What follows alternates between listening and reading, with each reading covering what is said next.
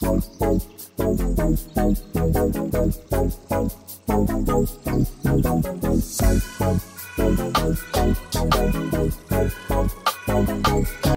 সবাইকে, কি অবস্থা সবার? আশা করছি সবাই ভালো আছেন, আমরাও ভালো আছি।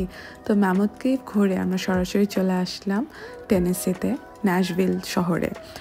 কোথাও ঘুরতে যাওয়ার আগে সেই জায়গাটা নিয়ে তো একটু রিসার্চ করাই লাগে। তো আমরা যখনই গুগলে সার্চ দিচ্ছিলাম যে things to do in Nashville, things to do in Tennessee, এরকম যখন লিখছিলাম তখনই গুগল থেকে আমাদেরকে সাজেস্ট করে যে ন্যাশভিল জুলিমিনেশনটা দেখো। তো জুলিমিনেশনটা কী, তো এটা সম্পর্কে যখন জানতে পারলাম তখন জানলাম যে এটা আমেরিকাতে অনুষ্ঠিত সবচেয়ে বড় চাইনিজ ল্যান্টার্ন ফেস্টিভ্যাল। তো আমরা যখন এটা ছবি দেখছি তখন তো দারুণ সুন্দর লাগলো। ভাবলাম যে না, এটা তো দেখতেই হবে। তো যেহেতু আমাদের ম্যামথকে বিকাল বিকাল ঘোরা শেষ হয়ে গেছে, তো আমরা আজকে সন্ধ্যাটাই রেখেছিলাম এই জুলিমিনেশনটা ঘোরার জন্য। তো জুলিমিনেশন বলতে না খুব উইয়ার্ড লাগে, তো যাই হোক, একটু টাং টুইস্টার হয় জুলিমিনেশন। আচ্ছা যাই হোক, তো আমার মনে হয় কথাটা জু আর ইলুমিনেশন এমন কিছু একটা মিক্স করে বানানো। এই দেশে এসে দেখেছি যে চিড়িয়াখানাগুলো মেন শহর থেকে একটু দূরেই হয়, মানে শহরে ঢোকার প্রান্তে বা এমন কোথাও। তো এই জন্য আমরা ঠিক করি যে আমরা ম্যামথ কেভ থেকে সরাসরি জুলিমিনেশন ঘুরে তারপরে আমরা হোটেলে যাব, কারণ হোটেলে গেলেই দেখা যায় একটু ফ্রেশ হওয়া লাগে, সে করতে করতে আর বের হওয়া হয় না বা একটু দেরি হয়ে যায়। তো ওই চিন্তা করে আমরা সরাসরি চলে আসলাম। তো এসেই আমরা গাড়ি পার্ক করে টিকিট কেটে নিলাম। আর টিকিটের ডিটেলসটা হচ্ছে অ্যাডাল্ট যারা তাদের জন্য $25, যদি আপনি সিঙ্গেল এন্ট্রি চান, মানে এক রাতের জন্য। আর মাল্টিপল এন্ট্রি মানে যতদিন এই ফেস্টিভ্যালটা চলবে ততদিন যদি বারবার করে আসতে চান সেক্ষেত্রে $39 মতো পড়ে পার অ্যাডাল্ট। আর 2 বছরের নিচে বাচ্চাদের জন্য সিঙ্গেল এন্ট্রি ফ্রি। তো এই বিষয়ক আরও ডিটেলসগুলো আমি আমার ডেসক্রিপশন বক্সে শেয়ার করব। আর চলুন তাহলে একটু ভিতরের দিকে যাওয়া যাক, একটু ঘুরে দেখি।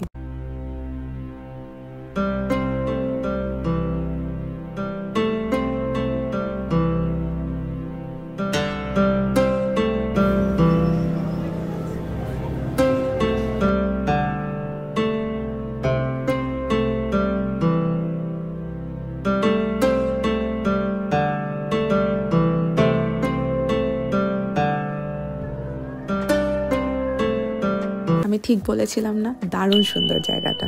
তো একটু একটু আগাচ্ছি আর মনে হচ্ছে সামনে জানি আরও নতুন কি একটা দেখবো। তো এক একটা কোণা না এক এক রকম থিম অনুযায়ী বানানো।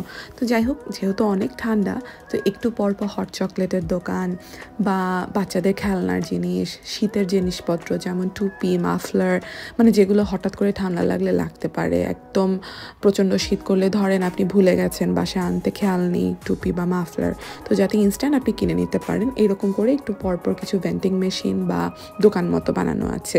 আর এই সাইডে এসে দেখলাম যে জীবন্ত মাছ দেখা যাচ্ছে। তো এখানে বাচ্চাদের ভীষণ ভিড়, অনেকে আবার বাচ্চাদের খাওয়াও দিচ্ছে। তো আমরা আবার খাবার টাবার দিলাম না, আমি আমার মেয়েকে নিয়ে একটু দাঁড়িয়ে ওকে একটু মাছ টাছ দেখিয়ে আবার হাঁটা শুরু করলাম। তো দূরে ওই জায়গাটা আমি যদি একটু ফোকাসটা চেঞ্জ করি তাহলে বুঝতে পারবেন এই জায়গাটা একটা চাইনিজ প্যাগোডা বা মন্দির মতো করে বানানো, এত সুন্দর। তো এসে দেখি এটা আসলে মন্দির বা ওরকম কিছু না, এটা জাস্ট একটা ল্যান্টার্ন, বড় একটা ল্যান্টার্ন। তো এই পাশটা পুরোটাই ওই চাইনিজ ওদের যে নিজস্ব কিছু পৌরাণিক উপাখ্যান বা লোককথা আছে ওই রিলেটেড জিনিসপত্র দিয়ে বানানো হাতের বাম পাশটা। তো আমরা এখন আপাতত ভাবলাম যে বাম পাশে পড়ে যাই, আমরা ডানের সাইডটা ঘুরে আসি। আর ডানের দিকটাতে ওখানে আছে ক্রিসমাস রিলেটেড একটা ডেকোরেশনের থিম আর কি। তো ওই জায়গাটাকে ওরা নাম দিয়েছে নর্থ পোল। তো চলুন ভিতরের দিকে যাওয়া যাক।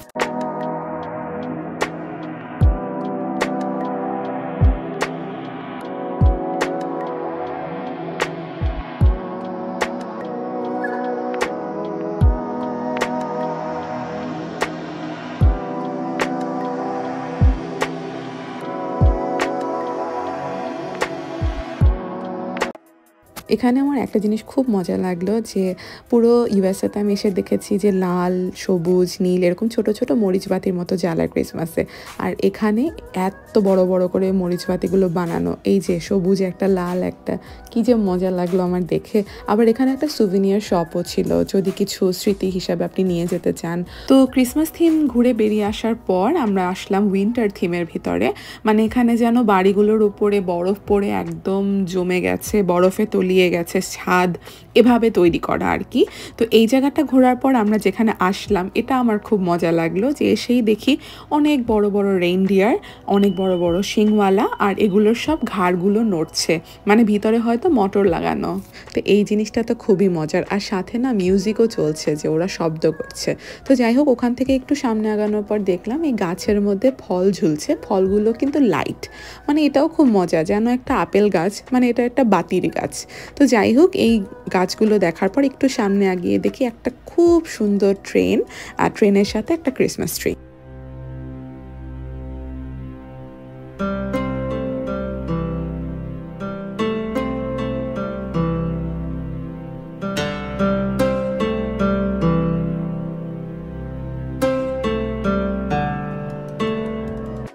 এই রাস্তা ধরে হাঁটতে হাঁটতে না আমার দেশের পূজার লাইটিংয়ের কথা মনে পড়ে গেল।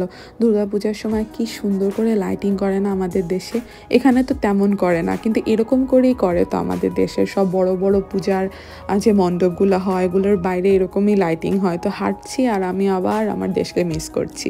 তো যাই হোক, এখানে এসে দেখি ব্রিজের মতো করে বানানো একটা, এর দুই পাশে আবার অনেকগুলো করে পুতুল বা বিভিন্ন থিমে বানানো। আর এই রাস্তাটা দেখুন কি সুন্দর লাল লাল ফুল ফুটে আছে। আবার দুপা এগোতেই দেখি একটা ফার্ম হাউসের মতো, এখানে যত গবাদি পশুরা আছে তারা এই ফার্ম হাউসে ক্রিসমাস করছে, এমন করে বানানো। কি সুন্দর না, সামনে অনেকগুলো বাচ্চা দাঁড়িয়ে দাঁড়িয়ে এগুলো দেখছে। তো যাই হোক, আমরা আবার পুরো চক্করটা ঘুরে আবার চলে আসলাম যেখান থেকে শুরু করেছিলাম সেখানে, মানে ওই যে চাইনিজ যে ওদের উপাখ্যান হিসাবে যে ওদের লোককথা বানানো আছে ওই রাস্তাটাতে। তো এই জায়গাটাতে খুব ভালো লাগলো, এই যে জাহাজের সমুদ্রের যে ঢেউয়ের মতো করে বানানো এই মোটিভটা, মনে হচ্ছে সত্যি সত্যি উত্তাল ঢেউ আর তার উপরে এই জাহাজটা, আর জাহাজটাও সেই চাইনিজদের মতো করে বানানো ড্রাগনের মুখ ঠুক দিয়ে। তো আবার এপাশে আবার আরেকটা হট চকলেটের দোকান, মানে একটু পরপরই ওরা হট চকলেটের দোকান রেখেছে, প্রচুর ঠান্ডা। এই বছরের জুলুমিনেশনের স্পেশাল আকর্ষণ হিসেবে অ্যাড করা হয়েছে এই আইস স্কেটিংয়ের ব্যবস্থা। তো এখানটা আবার খুব সুন্দর করে মানুষ আইস স্কেট করছে। তো আমরা ওখানে একটু দাঁড়িয়ে দেখে আমরা চলে আসলাম এখানকার ভিতরের একটা দোকানে হালকা পাতলা কিছু নাস্তা করার জন্য। আসলে আমি এখানে খাওয়াটা এতটা রেকমেন্ড করবো না, আমি ইউটিউবের একজনের ভিডিও দেখে এসেছিলাম, কিন্তু আমাদের খুব একটা খাবারের কোয়ান্টিটি আর প্রাইস অনুযায়ী অত একটা ভালো লাগেনি। তো ওখান থেকে টুকটাক খাওয়া দাওয়া করে আমরা আবার আমাদের হাঁটা শুরু করলাম।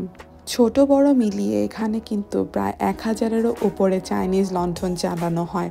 আমরা যে বিশাল বাড়ি দেখলাম, জাহাজ দেখলাম, ওগুলোও কিন্তু একটা চাইনিজ ল্যান্টার্ন। এই চাইনিজ লণ্ঠন প্রদর্শনীটা প্রতি বছরই নভেম্বর থেকে ফেব্রুয়ারি পর্যন্ত হয়ে থাকে। আর যতই তুষারপাত হোক বা ঠান্ডা হোক বা বৃষ্টি পড়ুক না কেন, কোনো বছরই এটা বাদ যায় না বা বন্ধ থাকে না। শুধুমাত্র ডে লাইট সেভিং টাইমের ওপর ডিপেন্ড করে এদের সময়টা একটু আগায় পিছায় আর কি। তো এরপরে আমরা চলে আসছি ফ্লেমিঙ্গোর এরিয়াতে। মানে এই জিনিসটা আমার জন্য খুব স্পেশাল ছিল, কারণ ফ্লেমিঙ্গো আমার খুব পছন্দ, আমি এর আগে কখনো দেখিনি। এখানে এটা বিশেষ আকর্ষণ, কারণ সাধারণত এদেরকে রাত্রেবেলা বাইরে বের করে না, কিন্তু জুলুমিনেশনের সময়টাতে এদেরকে আলাদাভাবে দেখানোর জন্য আলাদা একটা এরিয়াতে আনা হয়। আর কি সুন্দর করে ঘাড় পেঁচিয়ে পেঁচিয়ে এগুলো চলে, তাও আবার এক পায়ে দাঁড়িয়ে থাকে। মানে জিনিসটা আমার এত মজা লাগলো। আর সবচেয়ে মজার ব্যাপার হচ্ছে এই জায়গাটাকে না ফ্লেমিঙ্গোর যে পিঙ্কিশ কালারটা অমন করে লাইটিং করা, তো গাছগুলোকেও এরকম ফ্লেমিঙ্গো কালার দিয়ে রেখেছে, এত সুন্দর। পুরো জুলুমিনেশনটা তো আর আমার পক্ষে ঘুরে পুরোটা ক্যামেরা বন্দি করা সম্ভব না, হাঁটতেও পারবো না, আর ক্যামেরাতে একদম দেখানোও সম্ভব না। তাই আপনারা যদি কেউ মিডওয়েস্টের আশেপাশে থেকে থাকেন তাহলে আমি অবশ্যই বলবো যে এই জায়গাটা মাস্ট ভিজিট করবেন, খুবই সুন্দর। তো যাই হোক, আজকের ভিডিওটা আমি এখানেই শেষ করছি, পরের ভিডিও নিয়ে খুব তাড়াতাড়ি আসবো। ভালো থাকবেন সবাই, টাটা। আর হ্যাঁ, আমার ভিডিওটা ভালো লাগলে একটা লাইক করবেন আর কমেন্ট করবেন, আর অবশ্যই আমার চ্যানেলটায় সাবস্ক্রাইব করবেন।